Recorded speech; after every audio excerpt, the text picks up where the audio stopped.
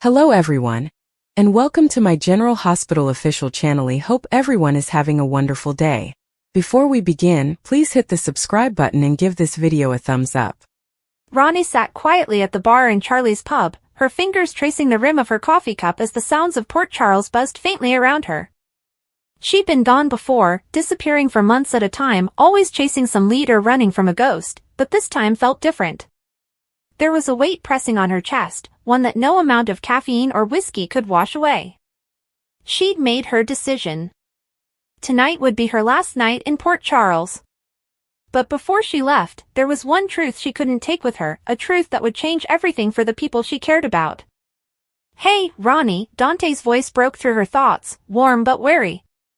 He slid onto the stool beside her, wearing that same half-smile that always seemed to hide more than it revealed.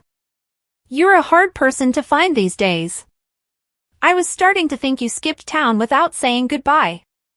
Ronnie glanced up, meeting his eyes, and for a moment she wanted to lie, to tell him she was just passing through. But what was the point? "I almost did," she said softly, her voice catching just slightly. "But there's something I have to tell you, Dante. Something I've been holding back for years." Dante's brow furrowed. "Okay, that sounds serious. What's going on?" Ronnie hesitated, the words sitting heavy on her tongue. She could see the confusion in his eyes, the flicker of concern. He was always the good guy, the one who wanted to fix things even when they couldn't be fixed. She envied that about him. "You remember the night your father got shot? The chaos, the confusion, the people who were supposed to have your back?" she began. Dante nodded slowly, unsure where she was going. "Yeah, I remember." "Why?" Ronnie swallowed hard, her throat dry. "Because it wasn't who you think it was, Dante. The person who pulled the strings, it wasn't the mob, and it wasn't some random hit. It was someone right here in Port Charles." Dante leaned forward, the detective in him instantly alert. "What are you talking about?" "Ronnie, if you know something," she cut him off, her voice trembling. "It was Anna." The words came out like shards of glass. Dante blinked, completely thrown off. "Anna? Anna Devane? No, that's not possible. She's one of the good ones, Ronnie." Ronnie gave a small, broken laugh. "That's what everyone thinks. And maybe she wanted to be. But that night, she made a choice to protect someone else. She covered up what really happened. She let the wrong people take the fall." Dante shook his head, struggling to make sense of it. "You're telling me Anna was involved in my father's shooting cover-up? That doesn't make any sense." Ronnie looked down at her hands, trembling now. "I didn't believe it either. Not at first. But I found the files, Dante. The phone records. The transfers. She was working behind the scenes with someone who had everything to lose if the truth came out. And that person was Sonny." The air between them thickened instantly. Dante's jaw tightened. "That's a hell of an accusation, Ronnie. My father, he's done a lot of things, but you're saying he orchestrated his own shooting? That's insane." Ronnie's voice broke, and she shook her head, tears welling in her eyes. "Not orchestrated. Covered. He knew who really did it. He took the blame because it protected someone else. Someone neither of us ever thought could go that far." Dante's stomach twisted. "Who?" he demanded. Ronnie met his gaze and whispered, "Lulu." The word landed like a gunshot. Dante's whole body went cold. "No. No, that's not true." His voice cracked as he stood abruptly, his chair scraping against the floor. "Lulu would never, she couldn't." Ronnie reached out, grabbing his arm, desperate. "She didn't mean to, Dante. It was an accident." She panicked. "Anna found out, and Sonny made a deal to keep her safe. That's why the reports never added up, why evidence disappeared. They've been protecting her ever since." Dante pulled away, pacing in disbelief. You expect me to believe my wife, that Lulu shot my father? No. There's no way. Ronnie's tears spilled freely now. I wish I didn't have to tell you this. But I can't leave this town with that secret burning inside me anymore. You deserve to know the truth before I go. The silence between them stretched painfully long. Dante rubbed his temples, his heart pounding so hard it hurt. Why now, Ronnie? Why wait all this time to say something? She took a shaky breath. Because I was scared. Because they warned me to stay quiet. I thought I was doing the right thing, keeping the peace. But every night, I see it. The blood, the lies, the guilt. I can't live with it anymore. Dante sat back down, staring at her like he was seeing her for the first time. You realize what you're saying could destroy lives, Ronnie. If this gets out, Sonny, Anna, Lulu, everything they built, gone. Ronnie nodded, her voice soft but firm. Maybe that's what needs to happen. Maybe the truth has been buried too long. At that moment, the door to Charlie's swung open, and Anna Devane herself walked in. Her eyes locked on Ronnie, and in an instant, the atmosphere shifted. Ronnie, Anna said calmly, though her tone carried steel beneath the surface. I was hoping I'd find you here. We need to talk. Dante looked between them, his gut tightening. Anna, what's going on? Anna's eyes flickered to him briefly. That's what I'd like to know. Ronnie straightened, her fear replaced by resolve. You should have told him yourself, Anna, she said evenly. Anna's jaw clenched. Told him what, exactly? Ronnie stood, her voice rising. That you've been covering for Lulu all these years. That you let an innocent man take the blame for something she did. Dante froze, his face draining of color. Anna sighed heavily, her composure slipping. You don't know what you're talking about, Ronnie. Oh, I know exactly what I'm talking about, Ronnie shot back. I've got the files, the phone records, everything you buried. Anna's expression darkened. And you think telling Dante now will fix things? You think the truth won't destroy him? Ronnie's eyes filled with tears again. Maybe it will. But he deserves honesty, not more lies. Dante stood motionless, his voice quiet but sharp. Is it true, Anna? Anna looked away for a long moment, the silence screaming louder than words. She was scared, Dante, Anna finally said. It was an accident. Lulu didn't mean for it to happen. Sonny came to me, he begged me to make it go away. I thought I was protecting everyone.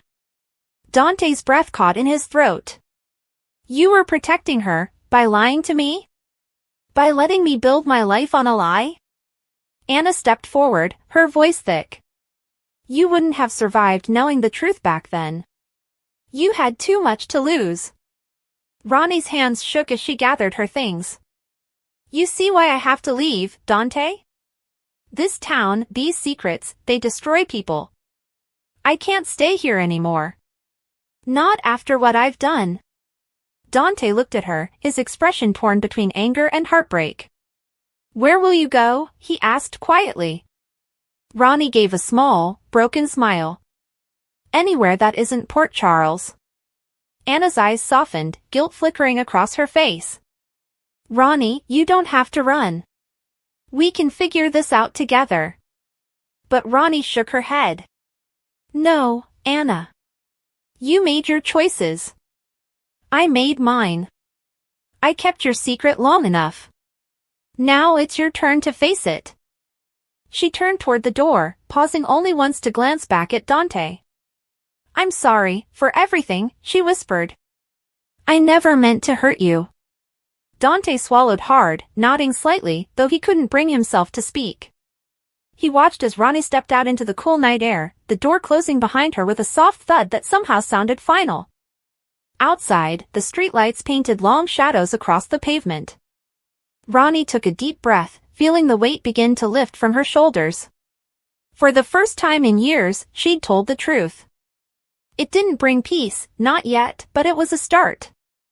She walked down the empty street, her bag slung over her shoulder, her footsteps fading into the darkness. Behind her, Port Charles carried on, its secrets still whispering through the alleys and bars, waiting for the next storm to break. Inside the pub, Dante sat in silence, the pieces of his world falling apart around him. Anna stood nearby, her expression weary, as if the burden of years had finally caught up with her. "You should have trusted me," he said finally, his voice hoarse. Anna's eyes filled with tears. "I know. And I'll never stop regretting that." But Dante couldn't look at her anymore. He stood and walked toward the window, staring out into the night, trying to catch a glimpse of Ronnie before she disappeared completely. All he saw was emptiness. He whispered to himself, "She's really gone." Anna placed a trembling hand on the bar, whispering under her breath, "God forgive me." The weight of what she'd done, and what Ronnie had exposed, hung between them like a shadow that would never fade. As Ronnie disappeared into the distance, the city of Port Charles seemed quieter somehow, like it was holding its breath. Secrets had been spilled, alliances shattered, and lives forever altered. Ronnie knew she could never undo the past, but as she boarded the bus out of town, she promised herself one thing: she would never live in silence again. The truth was finally free, and with it, she was too. The bus pulled away from the curb, leaving behind the lights of Port Charles, the people she'd loved and betrayed, and the ghosts she could no longer carry. In her seat, Ronnie looked out the window, the reflection of the city fading in the glass. She whispered one final thought to herself, a mix of sorrow and relief.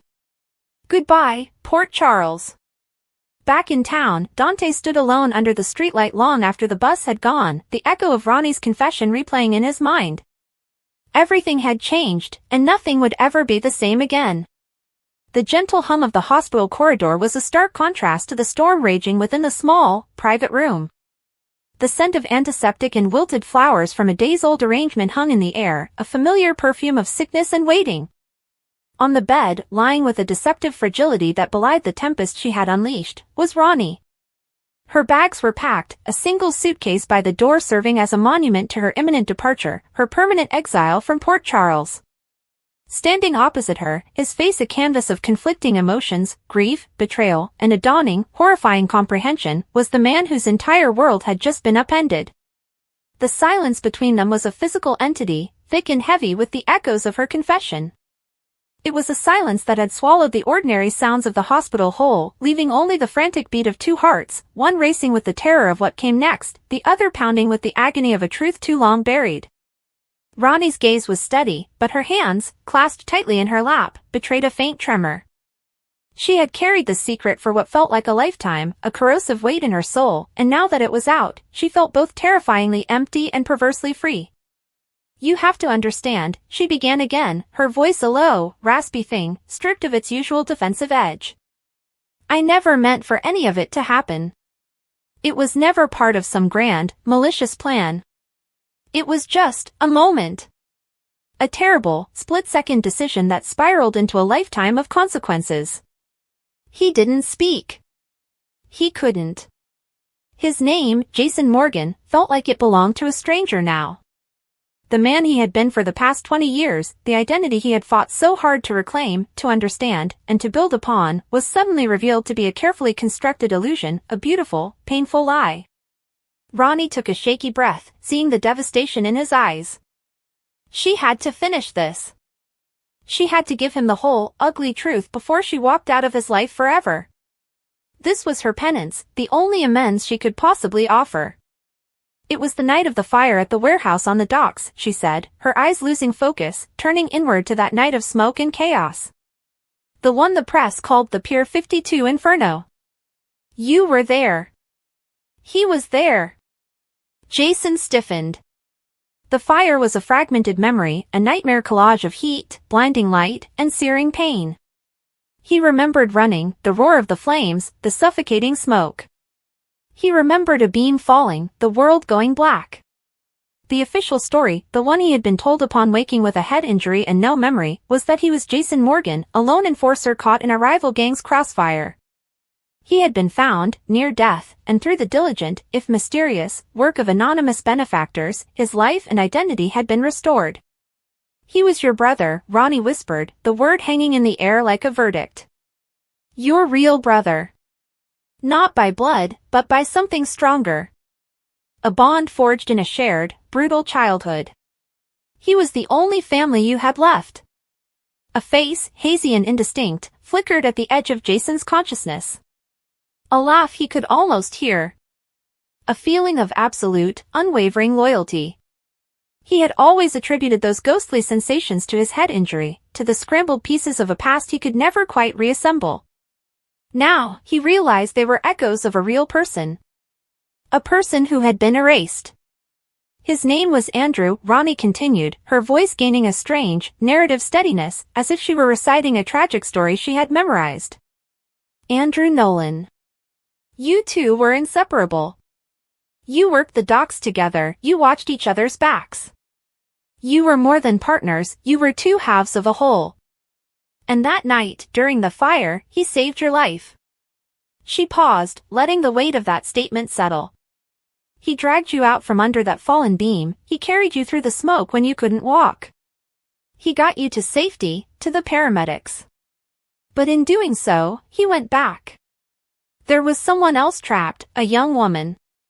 He went back for her. Jason's breath hitched. A flash of memory, a strong hand shoving him forward, a voice yelling at him to go, a figure turning and running back into the wall of flame. The memory was so vivid, so sharp, it was physically painful. He didn't make it out, Ronnie said, her voice dropping to a near whisper. The official report listed him as missing, presumed dead. His body was never recovered. The heat was immense. But I was told, Jason started, his own voice rough with unshed tears. They told me I was Jason Morgan. That I had no family. That my past was a blank slate. That's where I came in, Ronnie said, her gaze dropping to her hands. I was a low-level administrator at the private clinic where you were taken. I had access to records, to paperwork. I was also deeply in debt to some very dangerous people. A man came to see me. A powerful man. He had interests in the Docklands, interests that were threatened by the investigation into the fire. An investigation that would have inevitably led back to Andrew, and through him, to certain business arrangements. Jason stared at her, the pieces beginning to click into a horrifying new picture. What man? Ronnie shook her head, a faint, bitter smile touching her lips. A man whose name would mean nothing to you, but whose influence touches everything in this city. He offered me a way out of my debt. A simple task. Erase Andrew Nolan. Make him disappear, not just from the fire, but from existence. And in his place, create a new identity for the amnesiac survivor. An identity that was clean, that had no connections, no complicating family ties. An identity he could influence. Jason Morgan, Jason said, the name tasting like ash. It was a name from a graveyard, Ronnie confirmed. A young man who had died in a car accident years before, with no living relatives. The paperwork was already there, it just needed to be repurposed. My job was to falsify the medical intake forms, to alter the DNA records on file, to create a seamless trail that led to Jason Morgan and ended with Andrew Nolan. I buried Andrew so deep that no one would ever think to look for him. I made it so that the man who woke up from that coma had no brother, no past, no one who would come looking for him. You were a ghost, and I was the one who killed you. The room spun around Jason. Every foundational stone of his life, his name, his solitary nature, the very essence of who he believed himself to be, was crumbling into dust. He had spent years building a life on a grave. Andrew Nolan's grave. Why? The word was torn from him, a raw, guttural sound of pure anguish. Why would you do that? Why would you let me live a lie? Because I was a coward. Ronnie shot back, her composure finally cracking. Tears welled in her eyes. I was terrified. This man, he promised to ruin me, to hurt my family if I didn't comply. And he offered me more money than I had ever seen. It was a way out. In that moment, in my fear and my greed, you weren't a person to me. You were a problem to be solved. Andrew Nolan was a loose end to be tied up. I told myself it was a victimless crime. Andrew was already dead. You had no memory. You could start over. I convinced myself I was doing you a favor. A favor? Jason laughed, a harsh, broken sound. You stole my brother from me. You stole my grief. You stole my right to mourn him. For 20 years, I've had this emptiness inside me, this feeling that a part of me was missing, and I thought it was the amnesia. But it was him.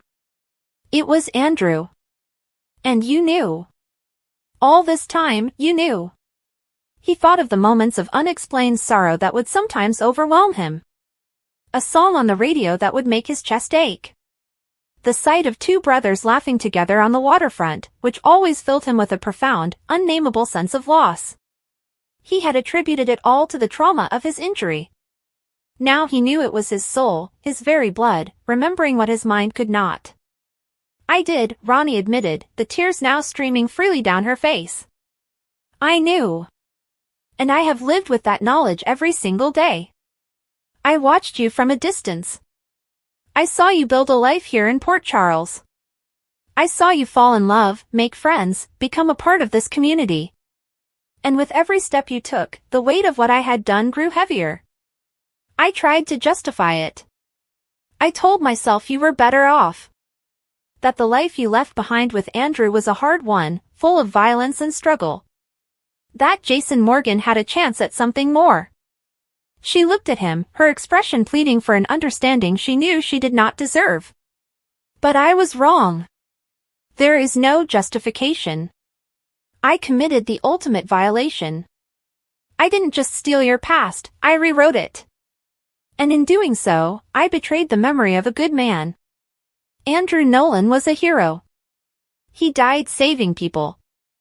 And I helped the people who wanted him forgotten erase him from history. The implications began to spiral outwards in Jason's mind, touching every relationship, every memory he held dear. The people who helped me when I woke up, the anonymous benefactors who paid for my rehabilitation, were agents of the man who hired me, Ronnie finished for him. They weren't helping you out of charity. They were ensuring their investment. They needed you to be Jason Morgan, a blank slate they could potentially manipulate or control in the future. They placed you here, in Port Charles, because it was far enough from the docks where Andrew lived and died. They created a whole background for you, a history that would withstand casual scrutiny. Jason thought of his initial, confusing years in Port Charles, the feeling of being adrift, the strange patrons who would offer him odd jobs and then vanish. He had always felt like a pawn in a game he didn't understand. Now he knew why. He had been one. Who was he? Jason demanded again, his voice low and dangerous. The man who gave the order. Ronnie shook her head, a fresh wave of fear crossing her features. I can't. Don't you see? Telling you this much has already signed my death warrant.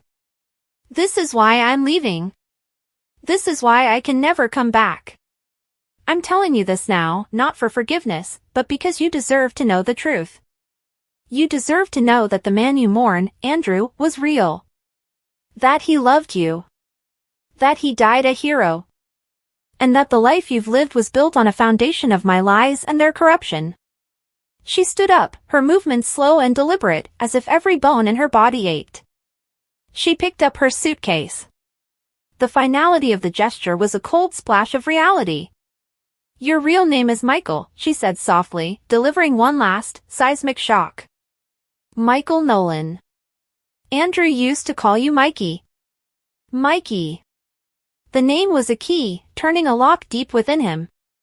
It unleashed a flood of sensory memories so powerful he had to brace himself against the wall. The smell of salt water and engine grease. The taste of cheap beer on a hot summer night. The feeling of calloused hands clapping him on the back. A voice, clear as day, full of laughter and love, saying, "Come on, Mikey, we got work to do." He saw a face, no longer hazy, but sharp and clear, a strong jaw, kind eyes crinkled at the corners, a shock of dark hair much like his own. Andrew. His brother. He had a brother. And he had lost him twice. Once to a fire, and once to a lie. Ronnie was at the door now. She paused, not looking back. I am so sorry, Michael. For everything. I hope that somehow, knowing the truth, you can find a way to build a new life. A real one. And then she was gone. The door clicked shut behind her, the sound echoing in the silent room like a gunshot. Michael, was left alone with the ruins of his identity. The truth was not a liberation, it was a new kind of prison. He was trapped between two lives, two names, two men. He was Jason Morgan, the man of Port Charles, with his history, his relationships, his loves and his losses. And he was Michael Nolan, the brother of a hero, a man with a past that had been stolen from him. The immediate, practical ramifications began to crash over him. His entire legal identity was a fraud. His birth certificate, his social security number, every piece of documentation that proved he existed, it was all a fabrication. If this came to light, what would happen? Would he be charged with fraud? Would his marriage be considered invalid? His professional contracts null and void? The life of Jason Morgan was a house of cards, and Ronnie had just pulled out the bottom one. And then there were the people. How could he ever explain this to Sam? To his children? How could he tell the woman he loved that the man she married never really existed? That his name was a lie, his past a fiction? Would she look at him and see a stranger? Would she mourn the loss of Jason Morgan, the man she fell in love with, even as he stood right in front of her? What about his friends? Sonny, who had trusted him implicitly for years. Carly, who had woven him into the very fabric of her chaotic life? How could he tell them that their shared history was based on a fundamental falsehood? That the loyalty they had shown was to a ghost? And what of Andrew's memory? Was there anyone left who remembered Andrew Nolan? Were there other friends, a former lover, someone who had spent years wondering what happened to the two brothers who vanished from the docks? He had a duty to them, to the truth, to ensure that Andrew was remembered for the hero he was. But to do that, he would have to expose the entire, sordid conspiracy, painting a target on his own back and potentially destabilizing every relationship he held dear. The man who had orchestrated this was still out there, a shadowy figure with immense power, who had considered Andrew Nolan and Michael Nolan disposable. If Michael started digging, if he started asking questions about a fire 20 years ago and a missing man named Andrew Nolan, he would be inviting that danger into his life, and into the lives of everyone he loved. The choice was agonizing: pursue the truth and honor his brother, risking everything he had built, or continue living the lie, safe in the prison of a stolen identity. He walked to the window, looking out over the Port Charles skyline. The city he had called home for 2 decades suddenly looked alien, a stage set for a play in which he had been given the wrong script. The familiar landmarks, the Metro Court, the Quartermain Mansion, the pier, were all part of Jason Morgan's world. Where did Michael Nolan belong? He thought of Andrew. The memories were coming faster now, no longer just flashes, but full scenes playing out in his mind. Building a motorcycle together in a cramped garage. Andrew defending him from bullies when they were kids. Sharing dreams of buying their own boat and sailing away from the gritty life of the docks. The bond was real. The love was real. It had survived amnesia, a stolen identity, and 2 decades of silence. That love, that bond, was the one true thing in this entire nightmare. Ronnie had taken everything else, but she could not take that. The core of who he was, the man Andrew had helped shape, had remained intact. His inherent sense of justice, his fierce loyalty, his quiet strength, these weren't traits created by amnesia or a fake name. They were the legacy of Michael Nolan, honed by the brother who had raised him and the hard life they had shared. He was not Jason Morgan. But he was also no longer the young, impulsive Michael Nolan who had run into that fire. He was a synthesis of both, a man forged in 2 separate crucibles of fire and deception. The path forward was shrouded in mist and danger. He would have to be careful, methodical. He couldn't just announce this to the world. He would need to confide in Sam first. She was his partner, his rock. He would have to find a way to make her understand that while his name was a lie, his love for her was the most real thing he had ever known as either Jason or Michael. He would need Sonny's resources and cunning to investigate the powerful man behind the conspiracy without alerting him. He would have to mourn properly. For the first time, he could grieve for his brother. He could visit the docks, not as Jason Morgan, enforcer, but as Michael Nolan, brother. He could say the Kaddish, light a candle, honor the memory of the man who had given his life so that he could live. Ronnie's confession was a bomb that had destroyed his world, but it had also given him a priceless gift, his true self. The journey to integrate that self into the life he had built would be the most difficult challenge he had ever faced. It would require a level of honesty and vulnerability that did not come easily to him. It would test his marriage, his friendships, and his very sanity. But as he stood there, watching the sun begin to set over the city, casting long shadows that seemed to symbolize the dark secrets he now had to navigate, a new resolve hardened within him. He was Michael Nolan. He had a brother to avenge and a truth to reclaim. The life of Jason Morgan had been a long, strange interlude, but it was over. The future was a terrifying blank page, but for the first time since he woke up in that clinic 20 years ago, he would be writing it with his own hand, and under his own name. The road out of Port Charles was long and straight, disappearing into the gathering twilight. In the driver's seat of a nondescript sedan, Ronnie allowed herself one last, tear-filled look in the rearview mirror. The hospital, the city, the entire life she was leaving behind, grew smaller and smaller until it was just a speck on the horizon. She had delivered her truth. She had shattered a man's world in the hopes that he could piece it back together, stronger and more authentic than before. She didn't know if he would succeed. She didn't know if the forces that had orchestrated this would allow it. She only knew that the weight was finally, after 20 long years, off her shoulders. She was free, but her freedom was built on the ruins of a life she had helped destroy. And as she drove on into the unknown, she knew that no matter how far she went, the ghost of Andrew Nolan, and the living, breathing man known as Michael, would haunt her for the rest of her days.